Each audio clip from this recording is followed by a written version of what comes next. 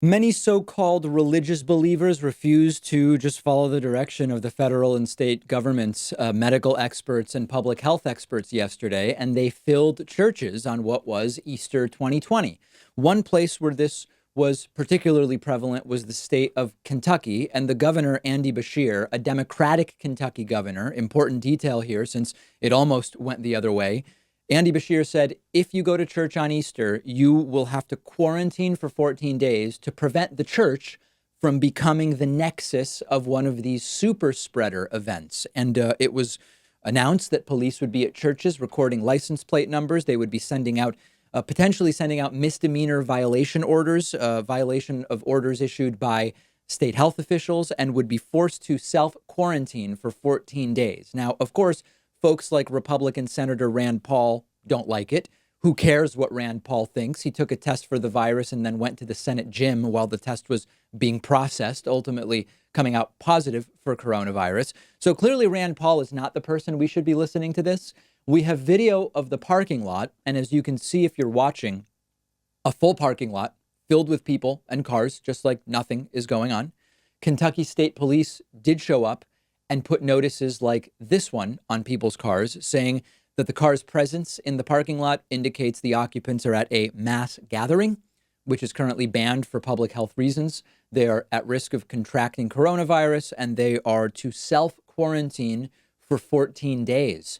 Here is video of police officers walking around, placing the notices on vehicles, and of course, even media people at the church covering this insanity ended up with those same notices on their cars saying they need to self-quarantine. So do I love this? No. Do I want state police having to do this? Of course not. Public officials, health officials, police officials, everyone's desperate. So what do you do when people believe going to church protects them from coronavirus? And you immediately have all sorts of people talking about this is authoritarian, this is a nightmare, this is like martial law, people aren't allowed to pray, and all of this different stuff.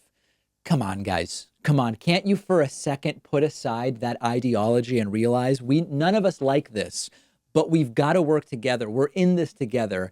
And forcing police to have to do stuff like this out of desperation is what's wrong. We have people who either don't care or don't believe it or can't understand what it is that is going on. Remember the Blood of Jesus lady. This is a woman who was interviewed leaving her church in Ohio. It was maybe last week or the week before.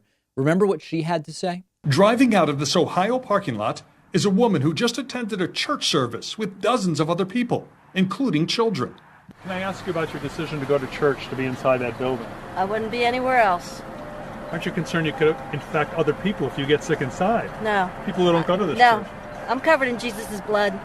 I'm covered in Jesus' But what blood. about other people who don't go to this church who you might encounter? All of these people go to this church. No, but you're going to be in places where other people I go to the grocery store every day. I'm in Walmart, What? Home Depot, all of those But you people. could get them sick from what happens in They the could church. get me sick, but they're not because I'm covered in his blood. Thank you very much. That is weaponized, malignant ignorance. What do you do with that?